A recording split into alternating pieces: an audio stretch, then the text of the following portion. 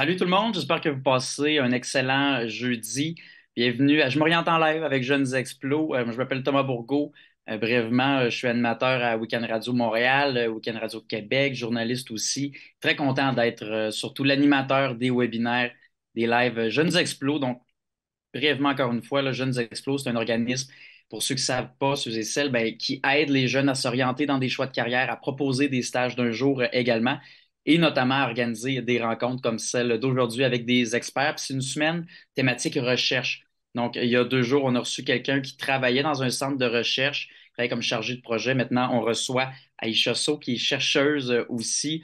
Donc, si vous avez des questions pour Aïcha aujourd'hui, écrivez-les en commentaire sous la publication Facebook, sous le live. Moi, je fais le relais, puis on va essayer d'y répondre. On est là jusqu'à 13h15, mais c'est vos questions évidemment en priorité. Puis d'ailleurs, si vous voulez l'envoyer à sur Live-ci des amis qui ne sont pas là présentement, c'est toujours possible de le faire. Donc, Aïcha, ben, premièrement, merci d'être là. Merci de prendre de ton temps. Où est-ce que tu es en ce moment? Parce qu'on voit derrière toi, là, il y a plein d'échantillons de bouteilles. Tu es dans ton laboratoire? Tu es où? Oui, je suis dans mon laboratoire. Et dis-moi, avant de commencer officiellement, là, pourquoi c'était important pour toi personnellement de participer au webinaire à Je m'oriente en live avec Jeunes Explos? Ok, bah, premièrement, j'aimerais vous remercier pour cette invitation. Pourquoi j'ai décidé de participer? C'est parce que j'aurais aimé voir quelque chose comme ça lorsque j'étais en âge de décider ce que je voulais faire dans ma vie. Je n'ai pas eu cette chance. Je ne savais pas ce qu'était la recherche. Je l'ai su que très tard et donc je veux donner ce que moi, je n'ai pas eu aux autres. Donc, c'est la raison pour laquelle j'ai accepté de participer et c'est toujours un plaisir de parler de ma passion qui est la recherche. Et justement, parlons-en de cette passion-ci, là, parce que chaque dictionnaire Google, on peut avoir la définition de c'est quoi une chercheuse, un chercheur, virologie, tout ça, les termes scientifiques, mais moi, je veux vraiment savoir dans tes mots à toi, c'est quoi ton métier, c'est quoi ton emploi, puis qu'est-ce que tu fais, par exemple, dans une journée comme aujourd'hui, un jeudi? Alors, si je devais définir la recherche dans mes propres mots, en tout cas en virologie, il faut voir ça comme un énorme puzzle, qui est la science. Et donc, j'essaie, moi, d'apporter ma pièce à ce gros puzzle. C'est clair que je ne peux pas résoudre tout le puzzle, mais j'apporte une petite pièce et ma petite contribution. Donc, tous les matins, je me lève en me disant, OK, comment est-ce que je peux faire avancer la science? Comment est-ce que je peux faire avancer les connaissances? Et donc, c'est ce que je fais tous les jours, toutes les semaines durant mon doctorat. Je planifie mes semaines selon mes objectifs de recherche parce que j'ai des objectifs de recherche. Par exemple, ce mois-ci, je veux répondre à telle question, donc j'ai organisé ce mois pour répondre à telle question. Et mes journées ne se ressemblent pas. Ça fait 5 ans que je suis au doctorat, 7 ans que je suis en recherche. Je ne pense pas avoir passé 2 journées qui se ressemblaient. Parce que Elles c'est sont ça, moi. Je demande souvent aux experts, aux expertes, c'est quoi ta journée typique, mais tu vois, finalement, qu'est-ce qui fait en sorte que ça change tout le temps? Par exemple, aujourd'hui, tu fais quoi, mais demain, peux-tu nous parler aussi de qu'est-ce que tu vas faire qui va être différent? parce que la raison pour laquelle, c'est que pour répondre à une question, il y a différentes façons d'y procéder. Donc, tous les jours avec une façon de répondre à cette question-là. Ce qui fait que mes journées ne se ressemblent pas ou encore je peux avoir comme planning de faire une chose, mais que cette chose ne fonctionne pas. Donc, au lieu de refaire une autre tâche, je vais répéter cette chose qui n'avait pas fonctionné la veille. Ce qui fait que mes journées ne se ressemblent pas du tout, puis je les planifie et en gros, c'est ça. Je m'adapte aux circonstances, je m'adapte à mes résultats et ce qui fait qu'elles ne se ressemblent pas du tout. Puis les outils dont tu te sers, parce que tu es dans ton labo, on va derrière toi, là, tu as plein d'échantillons, comme on a mentionné plus tôt à Je m'oriente en live. Mais tu te sers de quels outils? Tu sais, moi, c'est tellement pas mon domaine, j'imagine, ben, microscope, t'as un sarreau peut-être, mais à part ça, tu sais, tes journées ne se ressemblent pas, mais est-ce que tu as des outils qui reviennent régulièrement? Puis c'est quoi les outils dont tu te sers de façon régulière, justement? Alors, si je devais choisir un outil en science, je prendrais la micropipette et j'en ai apporté deux. C'est ça. C'est ça une micropipette, ça nous permet de prendre de très très très petits volumes, comme par exemple des volumes 1 million de fois plus petits qu'un litre. Donc c'est très très petit et ça nous permet d'être très exact. Donc si je devais choisir un outil en science, ce serait ça. Par contre, si je devais choisir un outil en virologie, je prendrais l'enceinte de sécurité. Donc, l'enceinte de sécurité, c'est un gros truc dans lequel je peux manipuler des virus. Donc, je peux pas manipuler des virus à l'air libre comme ça parce que je risque de me contaminer, je risque de contaminer mes échantillons. Et donc, cette enceinte de sécurité biologique me protège moi et protège mon échantillon. Donc, Donc, je ne vois pas faire de la recherche, de la virologie sans ces deux instruments-là. Évidemment, il y en a d'autres que j'utilise beaucoup, comme par exemple les microscopes. Aussi, j'utilise beaucoup mon ordinateur, ce que j'ai pas peut-être pas souligné au début durant lorsque vous me demandiez comment est ma journée typique. Mais j'utilise beaucoup mon ordinateur. J'utilise mon ordinateur pour faire pour savoir ce qui se passe dans d'autres laboratoires, qu'est-ce que eux ils ont découvert, pour aussi comprendre pourquoi mon expérience ne fonctionne pas, qu'est-ce que je devrais changer, pour aussi pouvoir m'inspirer, me dire, OK, dans ce laboratoire, dans ce pays-là, voilà ce qu'ils ont fait, moi, c'est ce que je veux faire, donc comment est-ce que je peux utiliser leur technique, qu'est-ce que je dois modifier, qu'est-ce que je dois acheter. Donc, c'est ça. c'est important quand même de se comparer, de voir un peu ce que les autres laboratoires font. Mm. C'est ça, une des richesses de la science. Je trouve que elle est universelle, on parle le même langage et il est nécessaire de savoir ce qui se passe ailleurs. On ne peut pas juste être dans notre coin puis faire nos trucs sans regarder ce qui se passe ailleurs parce que si ça se trouve, nous sommes deux à travailler sur les mêmes choses et ça ne sert pas vraiment à quelque chose. Donc, il est nécessaire de voir dans ce grand puzzle quelles sont les pièces qui y sont, quelles sont les pièces qui manquent et pour apporter une pièce qui sert à quelque chose, en fait. Et niveau études, niveau formation, parce qu'avant notre webinaire, tu sais, tu nous avais mentionné que justement, tu tenais à ce qu'on parle des parcours qui peuvent mener à un emploi comme chercheur pour les jeunes aussi. Premièrement, qu'est-ce qu'il y a de fascinant là-dedans? Parce que j'imagine que c'est une multitude de chemins différents, mais toi, ton parcours à Ishasso ressemble à quoi? Tu sais, qu'est-ce qui a fait en sorte que tu es rendue chercheuse maintenant aujourd'hui? Alors, mon parcours est atypique. Mon parcours est non linéaire. Donc, breaking news, il est non linéaire. J'ai commencé avec, donc, juste avant d'aller à l'université, j'aimais la science, j'aimais vraiment beaucoup la science. J'aimais la santé, mais je ne voulais pas aller en médecine, je voulais pas aller en soins infirmières. Donc, j'ai fait un baccalauréat en sciences biomédicales, sans grande conviction, hein. J'y suis allée bof, parce que j'avais de bonnes notes, que je pouvais aller en sciences biomédicales. Et après ça, en fin de parcours, donc à ma dernière session, il fallait faire un stage en recherche. Je n'avais jamais entendu parler de la recherche. Je ne savais pas ce que c'était, mais c'était un stage qui était obligatoire. Donc, ça a été pour moi la première rencontre avec la recherche. J'ai aimé ça et donc j'ai continué en faisant une maîtrise en génétique, une maîtrise qui ne s'est pas bien passée. Et là, je suis tombée en désamour avec la recherche. Je ne voulais plus rien savoir de la recherche. Et après ça, j'ai refait une autre maîtrise en biochimie où je me suis réconciliée avec la recherche. C'était vraiment un je t'aime moi non plus. Mais je pense que c'est juste à cause du laboratoire et du sujet sur lequel je travaillais, ce qui a eu une grosse influence sur ma relation avec la recherche. Mais pour revenir à mon parcours, ma maîtrise en biochimie s'est très, très bien passée et je me suis dit, OK, ouais, c'est ça que je veux faire. Donc, je fais encore un doctorat en virologie. Donc, c'est un doctorat de recherche. Et après cela, bah, si je veux, je peux continuer en recherche ou alors je peux aller faire autre chose, mais Et toujours en restant dans la science. comment tu t'es réconcilié finalement avec la recherche dans ton baccalauréat, dans ton programme? Tu sais, qu'est-ce qui a fait en sorte que tu as eu sans me faire de mauvais jeu de mots, mais la piqûre pour la recherche, pour être chercheuse? Alors, ça dépend de mon laboratoire de recherche. Donc, selon moi, on peut adorer la recherche lorsqu'on est dans un bon environnement, lorsqu'on a une bonne équipe, un bon directeur de recherche, qu'on se sent bien, qu'on se sent à l'aise, qu'on se sent écouté, qu'on se sent valorisé.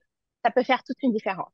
Alors que lorsqu'on se retrouve dans un laboratoire où on est toujours sous pression, où on se chicane tout le temps, où on a des portes qui nous claquent au nez, c'est clair que ça peut changer notre relation avec la recherche. Et surtout, la recherche, selon moi, demande beaucoup de sacrifices, ça demande beaucoup de volonté, de curiosité.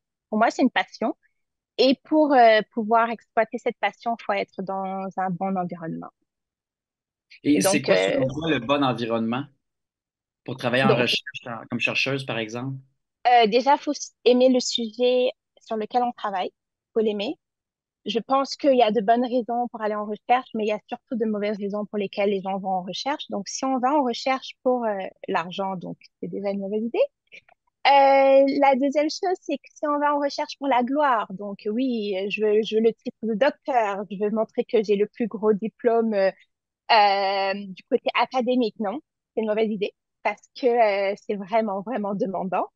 Donc, je pense que ce sont de mauvaises raisons pour lesquelles il faudrait aller en recherche. Donc, les bonnes raisons et pour comment choisir son laboratoire, selon moi, il faut vraiment aimer le sujet.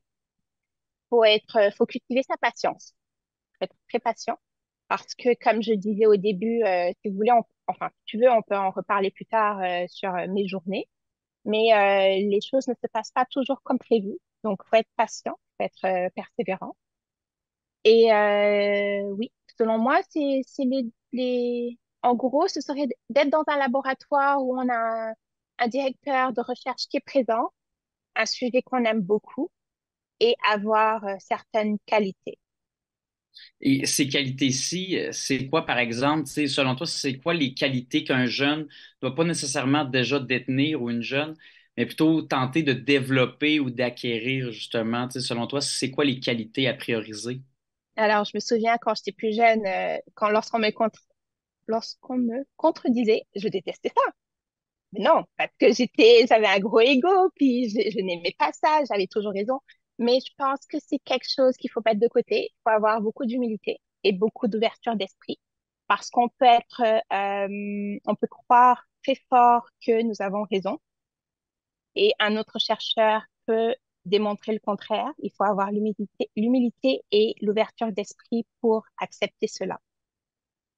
Faut aussi cette ouverture d'esprit, c'est pour aller plus loin que ce qu'on voit. Lorsqu'on a un résultat, on doit essayer de comprendre, mais pourquoi j'ai ce résultat? Qu'est-ce que ça peut expliquer? Donc, il faut être vraiment ouvert d'esprit, de la patience, énormément de curiosité. Et ce qui était très cool avec moi, c'était que quand j'étais plus jeune, on me reprochait toujours d'être trop curieuse. J'aimais le pourquoi. Mais pourquoi, maman? Mais pourquoi? Pourquoi? Et j'aimais les détails. Et je pense que ce sont deux défauts, la qualité, qui m'ont beaucoup, beaucoup, qui m'aident beaucoup dans la vie de tous les jours en sciences. Donc, je dirais cela. La curiosité, la rigueur, parce que ce qu'on découvre peut changer le cours. Enfin, on apporte notre pièce à l'édifice, on apporte notre brique. Il faudrait que cette brique-là soit solide. On veut pas de brique en carton, donc il faut de la rigueur parce que ça reste et ça peut changer le cours d'une vie. On parle ici de virologie. Je pense on a tous vécu cette pandémie Covid-19, donc c'est clair qu'on avait besoin de rigueur, notamment pour les vaccins. Donc, faut être vraiment rigoureux. Donc, la rigueur, la curiosité, l'ouverture d'esprit, l'humilité et la persévérance. La persévérance aussi. Puis toi, qui est très humble, justement, mais avant, tu disais que quand tu étais plus jeune, tu avais un petit peu un ego. C'est la preuve que, justement, c'est pas nécessaire que ce soit déjà acquis. On peut développer ces traits-là puis ces qualités-ci, finalement. Mais clairement, non, je pense pas. Je suis sûre que celle que j'étais avant la recherche puis celle que je suis maintenant est complètement différente. Je sais que, comme je dis, j'aimais pas que l'on me contredise, je voulais que tout aborde dans mon sens, alors que maintenant, quand les choses n'abordent pas dans mon sens, je ne me braque pas forcément. J'essaie de comprendre pourquoi on a des choses aussi différentes. C'est Mais ce sont parfait. des choses qui viennent avec le temps. On Oui. n'est pas avec, il y a des gens qui Voilà. naissent avec, puis c'est parfait. Mais ça se développe. Puis pour devenir chercheur ou chercheuse comme tu l'es à ICHASO, euh, c'est quoi les différents parcours? Parce que justement, toi, tu as eu ton chemin qui n'est pas linéaire, comme tu l'as mentionné, mais c'est quoi les autres options si on veut travailler en recherche? Donc, j'aimerais juste préciser quelque chose, c'est que je suis une étudiante chercheuse en virologie. Je ne suis pas encore une chercheuse à 100%. Pour que je sois une chercheuse à 100%, il faut que, après mon doctorat, que je fasse un postdoc, Puis après ça, que je viens un laboratoire de recherche. Donc là, on peut considérer que je suis chercheuse à temps plein parce que je vais avoir des étudiants, je vais avoir des projets de recherche. Donc, je pense que c'est quand même le parcours pour aller, pour être chercheur ou chercheuse à temps plein. Par contre, si, si je prends, si je prends mon exemple à moi qui suis encore étudiante chercheuse, c'est clair que je peux continuer en recherche, mais je peux faire d'autres choses. Je peux quitter la recherche, même si c'est pas ce que je veux, ou je peux continuer en recherche, mais faire la recherche de façon différente. Au lieu d'être dans un laboratoire comme dans lequel je suis actuellement, je pourrais peut-être travailler en ONG, où je suis plus, donc organismes non gouvernementaux, où je suis plus derrière un ordinateur. Je peux être coordinatrice de projet, comme votre invité de mardi. Donc, il y a plusieurs options après un doctorat en recherche. C'est pas Et, forcément chercheuse à temps plein. et c'est ce qui est intéressant aussi, c'est qu'on les connaît moins, ces options-ci, ces chemins, quand on étudie en recherche, comme toi en ce moment. Donc, c'est inspirant quand même de voir que toi, tu t'es rendu là. C'est pas un chemin qui est linéaire, mais tu y es parvenu aussi. Mais Mm. on peut faire plein d'autres choses également, finalement aussi. Puis, je me demandais, c'est quoi les plus grands défis quand on fait de la recherche? Parce que, évidemment, c'est un métier qui est fascinant, mais c'est clair que, contrairement à ton chandail, c'est pas toujours rose, mettons. Évidemment, j'aime bien celle-là. Mes principaux défis, je vais revenir à la première question, qui était que c'est qu'est-ce que je fais et comment se passe ma journée. Donc, juste pour expliquer un peu plus, moi, je travaille sur un virus qui s'appelle le virus Zika. Et c'est un virus qui est transmis par piqûre de moustique. Et c'est un virus qui cause, comme par exemple, lorsqu'une femme enceinte est infectée par ce virus-là, l'enfant qu'elle porte peut développer une microcéphalie, qui est une toute petite tête. Donc déjà, on sait que la femme enceinte ne doit pas être infectée par ce virus-là. Moi qui travaille sur ce virus et qui suis une femme, je ne peux pas être enceinte pendant que je travaille sur ce virus-là parce que j'ai un risque de me faire contaminer. Et si je me fais contaminer, il y a un risque que mon enfant développe une microcéphalie, donc une petite tête, ce qui est déjà un frein. Ça veut dire que selon le virus avec lequel on travaille, ça nécessite certains ajustements. On peut pas travailler sur tout.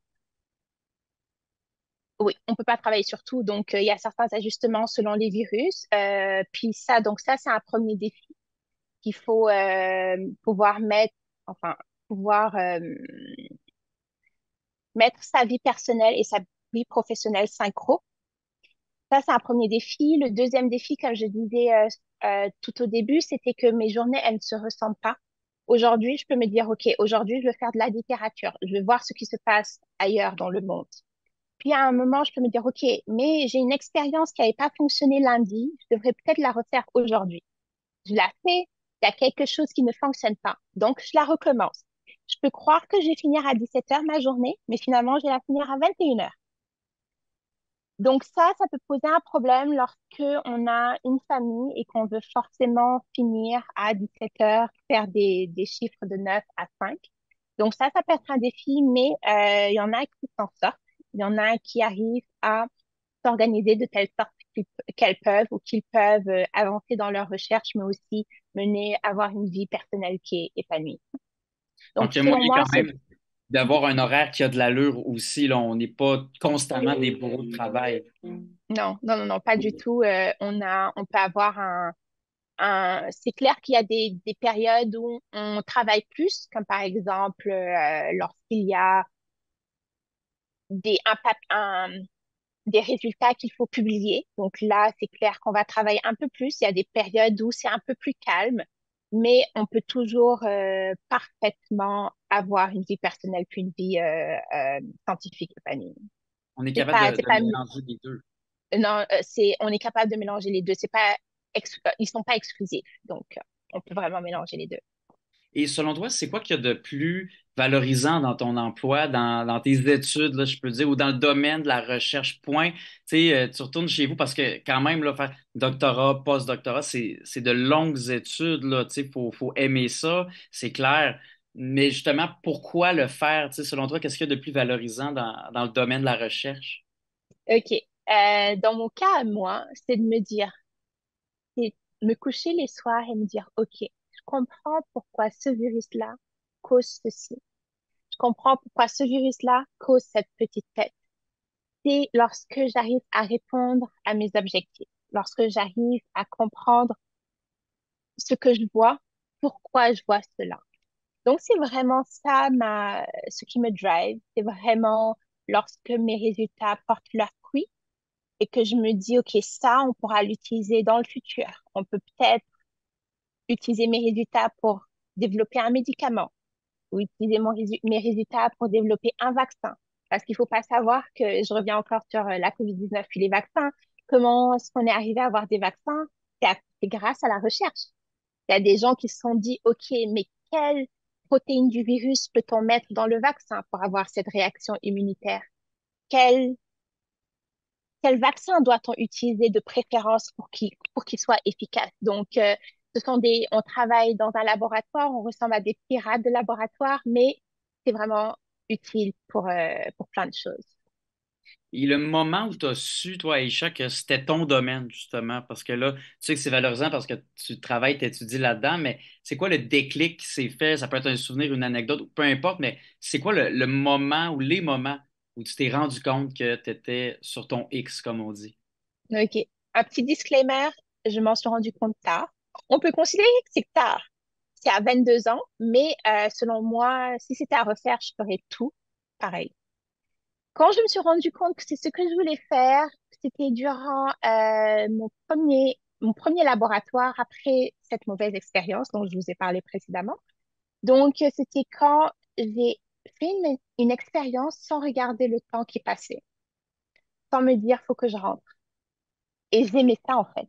Je suis restée au laboratoire parce que je voulais avoir le résultat. J'aurais pu rentrer chez moi, puis revenir le lendemain et voir mon résultat, mais je voulais rester. Et c'est là où je me suis dit, OK, c'est ça que j'aime.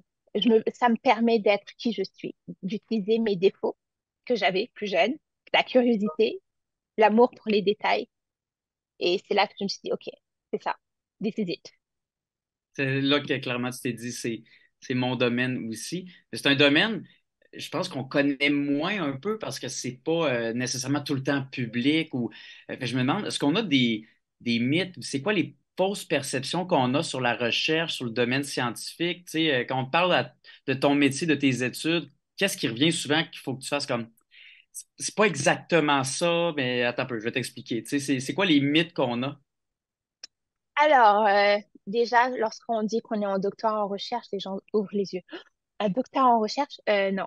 Il faut pas être une personne archi intelligente avec un QI démesuré. Non. Je pense que si on a cette fibre, on peut y arriver. Il faut pas forcément un QI énorme. C'est clair, ça demande un peu de, un peu d'amour pour la recherche, un peu de base, mais c'est pas nécessaire d'être quelqu'un d'archi intelligent. L'autre truc, c'est qu'on pense que les chercheurs sont ringards. Ils ont toujours les lunettes, Non? OK. avec un ringard, les lunettes, un sarrau, les cheveux en bataille, que ça ne sort pas, que ça fait que lire. Mais en fait, non. J'adore la mode, j'adore les sorties, j'adore voyager et j'arrive à vivre mes passions et vivre ma recherche. Donc, mes passions hors recherche, je veux dire le voyage, la mode, le shopping, les soirées entre amis.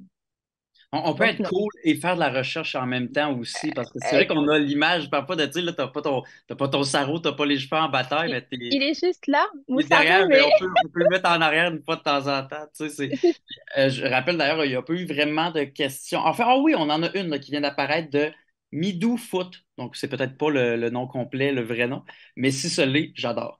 Est-ce que tes passions, Aïcha, sont une façon d'extérioriser ce que tu vis dans le professionnel, les réussites, les échecs? Donc, est-ce que ta passion, c'est pour extérioriser un peu justement ce que tu vis?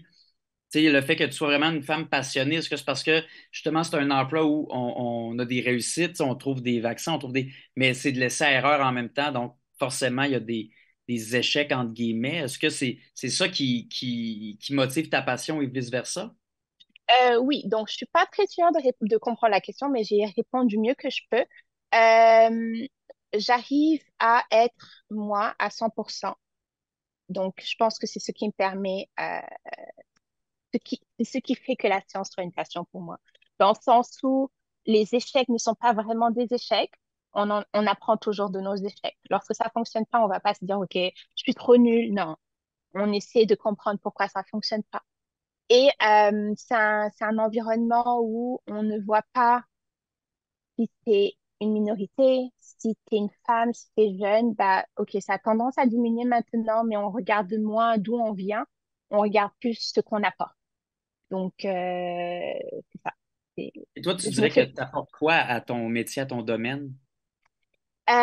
donc, comme je dis, selon mon projet de recherche, j'essaie de comprendre pourquoi ça fonctionne comme ça.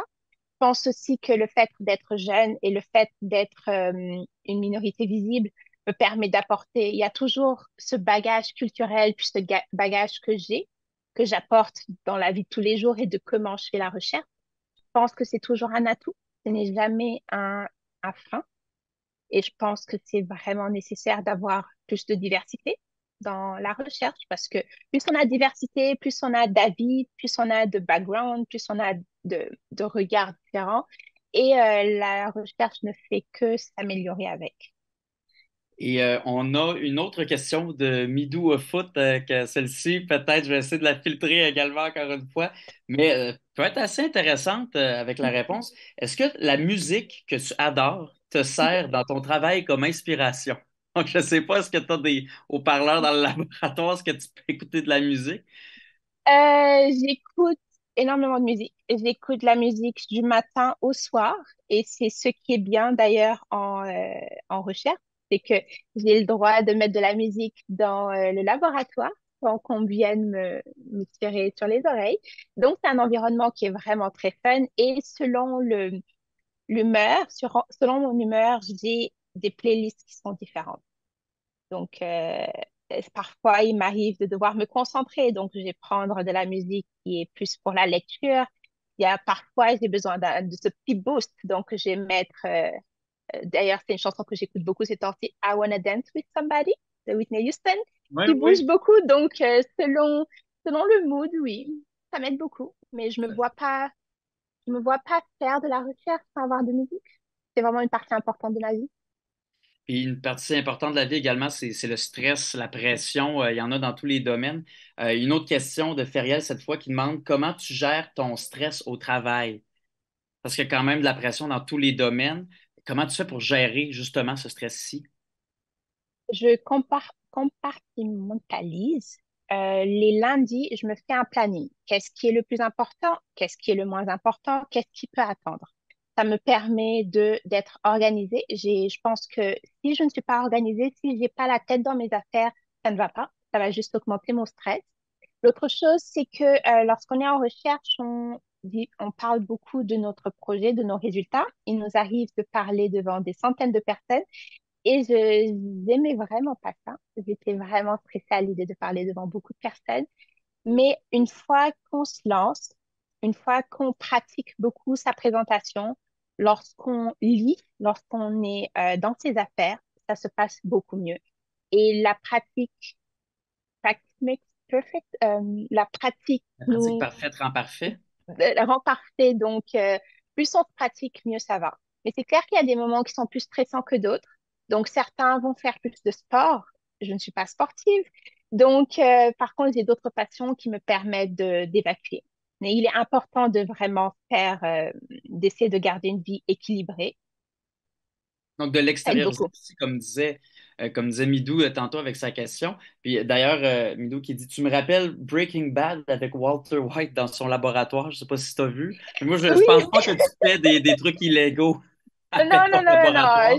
Je travaille avec des virus, tout est bien surveillé. Je ne fais pas de bêtises. Non, Midou, je ne fais pas de bêtises. Voilà, donc ça reste légal, mais ça reste surtout intéressant. Fait que, Aïcha, So, merci beaucoup, beaucoup pour ton temps. Toi qui es bientôt officiellement chercheuse, mais vraiment qui est dans le domaine depuis plus longtemps qu'autrement. En terminant, je te laisse peut-être le dernier mot. J'aimerais savoir, ce serait quoi ton conseil pour les jeunes qui nous regardent, qui nous écoutent, puis qui aimeraient aller dans le domaine de la recherche? Donc, de façon plus générale, c'est lorsqu'il y a un sujet qui vous intéresse, parce qu'il y a beaucoup de domaines en recherche. Il y a la génétique, il y a la virologie, là où je suis, il y a la biochimie, il y a l'immunologie, il y a énormément De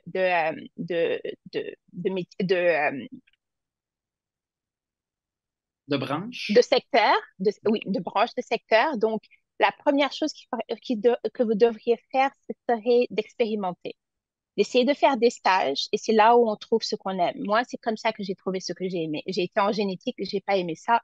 J'ai été en virologie, j'ai adoré ça. L'autre chose, c'est d'être persévérant. Ce n'est pas un fleuve tranquille, pas du tout. On a des échecs, j'en ai eu, et je suis très fière de dire que j'ai eu des échecs. J'ai eu des portes qui ont été fermées.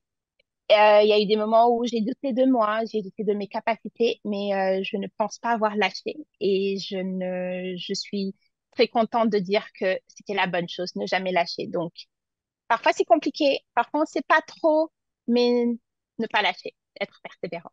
Oui. Puis on pourrait se rendre là où tu es présentement aussi. C'est un bel exemple. Hey, Chasso, merci beaucoup pour ton temps. Je te laisse à tes flacons qui sont légaux, je tiens à le rappeler. Ce n'est pas comme dans Breaking Bad. Mais merci beaucoup pour ton temps. Merci à tout le monde qui était là avec Je m'oriente en live avec Jeunes Explos pour la semaine de la recherche. On revient évidemment une autre thématique, un autre thème la semaine prochaine, mardi à 12h45. Fait que merci beaucoup d'avoir été là, puis merci Aïcha. Merci beaucoup. Au revoir.